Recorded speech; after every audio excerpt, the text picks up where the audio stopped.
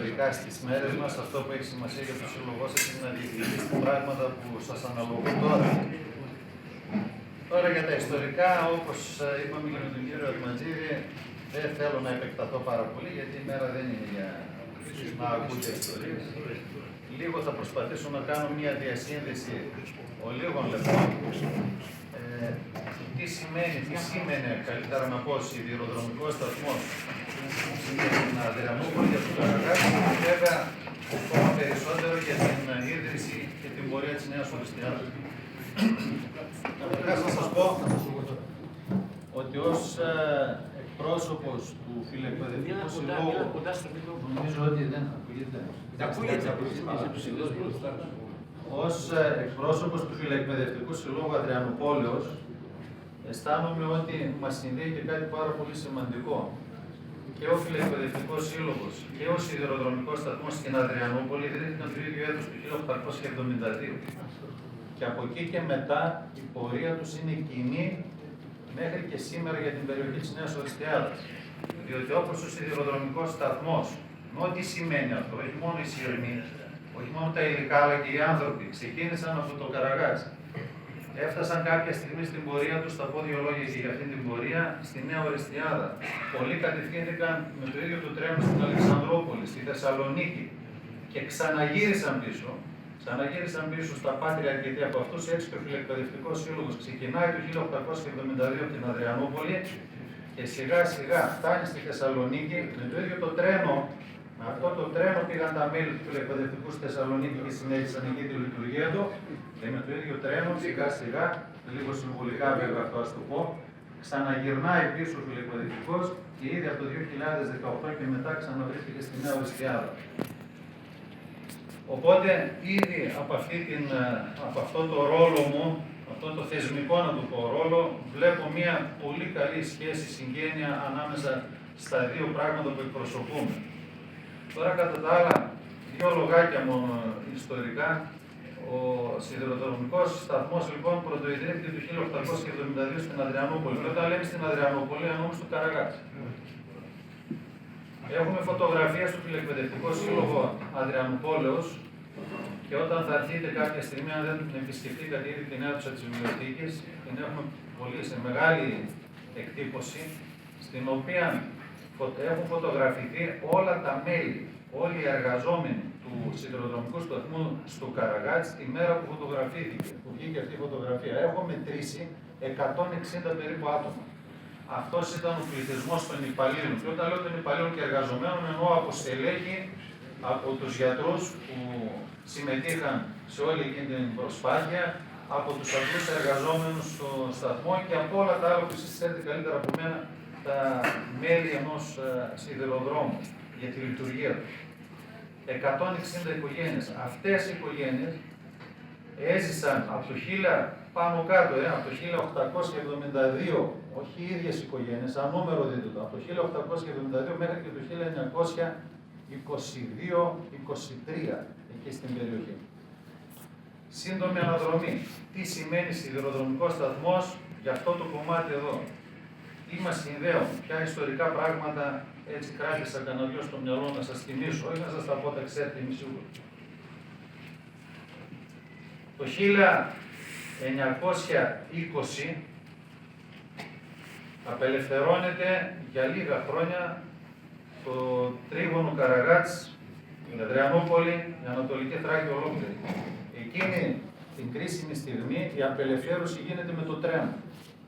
Ο ελληνικός στρατός, όπως το γνωρίζετε καλά, ξεκινάει περίπου από το Παρανέστη με τρένο, την Ξάνθη, απελευθερώνει με τρένο την Κομοτηνή, την Αλεξανδρούπολη στις 14 Μαΐου του 1920, φτάνει στο Διδημότυχο και το απελευθερώνει με συνοπτικές πάλι διαδικασίες στις 19 Μαΐου του 1920. Και όλα αυτά γιατί γίνονται τόσο γρήγορα, γιατί αγήματα του ελληνικού στρατού βρίσκονται πάνω στο τρένο, σταματάει το τρένο σε κάθε πόλη, κατεβάζει κάποιους στρατιώτες και απελευθερώνεται με αυτόν τον απλό τρόπο η περιοχή, διότι έτσι κι αλλιώς ήταν έτοιμη να απελευθερωθεί, να το πω και από μόνη του. Συνεχίζοντας το τρένο, περνάει από αυτή την περιοχή εδώ, κάτω από τη γραμμή που υπάρχει ακόμη στη Νέα Ορεστιάδα, αλλά τότε δεν υπήρχε Νέα Ορεστιάδα, υπήρχε μόνο ένα μικρό το σπιτάκι του σιδηροδρόμου, έχει απεικονιστεί σε φωτογραφίες στο βιβλίο του Αΐνους του Τάκη Τσονίδη. Συνεχίζει το τρένο, φτάνει στο Καραγάτς, αφήνει τον ελληνικό στρατό και έτσι απελευθερώνεται και το Καραγάτς. Με συνοπτικές διαδικασίες με τη μεταφορά του τρένου. Ακολούθησε μετά βεβαίως η απελευθέρωση της Αδριανούπολης τον Ιούλιο του 1920. Επομένως, ας μας μείνει το δεύτερο αυτό στοιχείο στο μυαλό. Με τρένο απελευθερώνεται η Ανατολική Θράκη και η Αδριανούπολη. Περνάνε τα χρόνια 1923, 22 Οκτώβριος, καλύτερα να πω, μικρασιατική καταστροφή, αρχίζει αντίστροφη πορεία. 1923, πώς φεύγουν οι κάτοικοι, οι Έλληνες, από την Ανατολική Θράκη για να πάνε να βρουν τη νέα πατρίδα τους στην ελεύθερη Ελλάδα, είτε με τα κάρα, είτε με τα πλοία από τη Ρεδεστό, είτε με το τρένο του Καραγάτς. Το Καραγάτς, εκείνον τον καιρό, ο σταθμός του Καραγάτς, όπως είναι και σήμερα, μετατρέπεται σε ένα πολύ μεγάλο στρατόπεδο, ας το ονομάσω έτσι, με αντίσκηνα, με κάρα, με κάθε λογής πικραμένο άνθρωπο, με ό,τι μπορούσε να κοβαλήσει κανείς από την Ανατολική Θράκη, μετατρέπεται σε ένα χώρο αναμονής. Περιμένουν εκεί οι πρόσφυγες της Ανατολικής Θράκης πώς θα φύγουν με το τρένο ή με τα κάρα για να βγουν στην ελεύθερη πατρίδα. Το τρένο λοιπόν πάλι είναι η σανίδα σωτηρίας για πολλούς από τους ανθρώπους. Και είναι αλήθεια ότι με αυτόν τον τρόπο φτάνουν στην Αλεξανδρούπολη, στη Θεσσαλονίκη και σε άλλα μέρη. Ένα μικρό από εδώ θα κρατήσω στιγμιότυπο. Τον Οκτώβριο-Νοέμβριο του 1922, όταν η Αδριανούπολη εγκαταλείπεται, όχι όμως του Καραγάτς ακόμη, κάποια σημαντικά αρχεία της Αδριανούπολης, γιατί η Αδριανούπολη υπόψη δόθηκε στους Τούρκους λίγο νωρίτερα έτσι, από το Καραγάτς. Το Καραγάτς μέχρι τις τελευταίες στιγμές της Λοζάνης ήταν ακόμα ελληνικό. Όταν λοιπόν η Αδριανούπολη παραχωρείται στους Τούρκους, φεύγουν μερικά βαγόνια εμπορικά από την Αδριανούπολη για να έρθουν στην ελεύθερη Ελλάδα, μεταφέροντας τα πολύτιμα αρχεία της διοίκησης της Αδριανουπόλεως. Μεταξύ των αρχείων μεταφέρεται ό,τι υλικό τυπογραφικό υπήρχε στο Εθνικό Τυπογραφείο Αδριανουπόλεως και μαζί με αυτό ορισμένα όργανα μουσικής. Αυτά φεύγουν, περνάνε από το Καραγάτς, είναι ανοιχτά τα βαγόνια, ανοιχτού τύπου βαγόνια εμπορικά, μέσα στον Οκτώβριο με βροχές, τα σκεπάζουν για να μην βρέχονται σε όλη τη διαδρομή με μουσαμάδες και με αυτόν τον τρόπο πάλι με τρένο καταφέρνουν και φτάνουν στην Κομοτηνή, όπου επανειδρύεται παρακαλώ το εθνικό τυπογραφείο, το ελληνικό εθνικό τυπογραφείο με τα ίδια μηχανήματα όσα μπορούσαν να μεταφερθούν και με τους ίδιους ανθρώπους που τα προστάτευαν.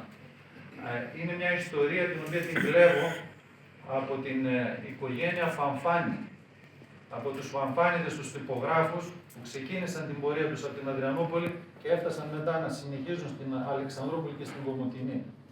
Αυτά γίνονται το 1922. Πήγαμε με τρένο, απελευθερώσαμε την Αδριανούπολη και τη Θράκη, φεύγουμε ξανά με τρένο. Τα επόμενα χρόνια που συνεχίζουν δεν είναι πολύ ευίωνα γενικά για την σιδηροδρομική γραμμή, γιατί μεσολαβεί ο πόλεμος του 1940 και εκεί έχουμε όμως φοβερά γεγονότα με το σιδηρόδρομο και εδώ της περιοχής, αφού ο μεν ελληνικός πληθυσμός, τα νιάτα φεύγουν για το μέτωπο με το τρένο πάλι από εδώ, αρκετά βαγόνια, 30 αν θυμάμαι στον αριθμό, αποχωρούν από αυτήν την περιοχή, αναχωρούν με νιάτα για να πάνε να πολεμήσουν με χαρά κιόλας στο μέτωπο της Πίνδου, αλλά λίγο μετά με βαγόνια πάλι μεταφέρεται στην περιοχή μας με τρένο και ο γερμανικός στρατός για την κατοχή εδώ στην περιοχή και με βαγόνια επίσης μεταφέρονται οι Εβραίοι, οι συγκάτοικοι μας, γιατί εκείνον τον καιρό υπήρχε ακόμη εβραϊκός πληθυσμός και στη Νέα Ορεστιάδα και στο Διδημότυχο. Στην αρχή μαζεύονται στην εβραϊκή συναγωγή εδώ με τα πόδια, ξεγελούνται, πήγαν και τους, αν θυμάστε την ιστορία, είχαμε ένα όχι πολύ μεγάλο αριθμό Εβραίων εδώ στη Νέα Ορεστιάδα, αλλά υπήρχαν οικογένειες. Πληροφορούνται λοιπόν ότι πρέπει να μαζευτούν στη συναγωγή τους για να συζητήσουν λίγο ποια θα είναι η τύχη τους, αλλά ήταν ψέμα. Στην πραγματικότητα τους μαζεύουν και τους οδηγούν όλους με τα πόδια παρακαλώ στο Διδημότυχο, όπου υπήρχε μεγαλύτερος αριθμός Εβραϊκός, και από εκεί τους φορτώνουν στα τρένα και τους πηγαίνουν στο Auschwitz. Η πορεία τώρα, αν ήταν από το Σιδηρόκαστρο ή μέσω της Θεσσαλονίκης, δεν νομίζω ότι έχει μεγάλη σημασία. Σημασία έχει ότι με το τρένο πάλι, συγγνώμη, γράφει μια τραγική πορεία. Για νερό. Ό,τι και να με δώσει τα λεφτά. Και λίγο άμα μπορείς, συντόμευε να... Δεν μπορώ, δεν έχει. Λοιπόν, τώρα εγώ άρχισα να τα λέω. Ναι, αλλά σίγουρα είναι η Βασιλόπιτα. Εντάξει, παθιάζομαι έτσι όταν λέω γι' αυτό, να με συγχωρήσετε δηλαδή. Έτσι. Άρα με τρέμο γίνεται και αυτή η πορεία για να φτάσουμε στα σύγχρονα σιγά σιγά χρόνια με τις εξελίξεις που ξέρετε, με την περίφημη πορεία του τρένου που όταν ήθελε να πάει από την Αλεξανδρούπολη έπρεπε να περνάσει από το σταθμό του Καραγάτς μέχρι και το 1975 για να φτάσει στο Ορμένιο. Έγινε γέφυρα. Μετά το 1975 έγινε η γέφυρα και άλλαξε αυτή η πορεία. Φοβερά γεγονότα γίνονται και εκείνο το διάστημα. Όταν, ας πούμε, το 40 περνάει το τρένο για να πάει στο Ορμένιο, ανοίγουν τα παράθυρα και οι Τούρκοι δίνουν στον κόσμο, τους Έλληνες, γιατί μας λυπούνται αυτοί που δεν είχαν κατοχή, και μας δίνουν πρώτα ψωμιά, φαγητά για να έχουμε να φάμε. Φιλαράκια με τους Τούρκους εκείνο το διάστημα. Όταν μετά το 1974 έχουμε τα τραγικά γεγονότα της Κύπρου, κλείνουν τα παράθυρα οι Έλληνες που περνάνε από εκεί, βάζουν και εφημερίδες για να μην φαίνονται, γιατί τους έρευναν πέτρες για να τους τα σπάσουν. Συγγνώμη. Μία μικρή παρένθεση. Ποια ήταν η αντίδραση των κατοίκων του Κάραγατς όταν εμφανίστηκε πρώτη φορά ατμήλα του τρένου εκεί πέρα? Τι έλεγε ο λαός? Έλεγε ένα ανέκδοτο το αντικείμενο. Ναι. Αυτό μου το είπε ο παππούς μου. Η γιαγιά μου το έκανε αυτό το 1880. Η γιαγιά μου η Ελένη Σπατοπούλου πραγματικά είναι αυτό που θα πεις τώρα. Είναι ένα ένδικο έβγαζε και χαριτολογώντας. Είναι αυτό που έμβλαλάει, ανθρώπους που βαλάει. Και η απάντηση ήταν βεβαίως το τρένο. Εδώ θα σταματήσω αυτήν όλη την αντίγηση. Ευχαριστώ πολύ.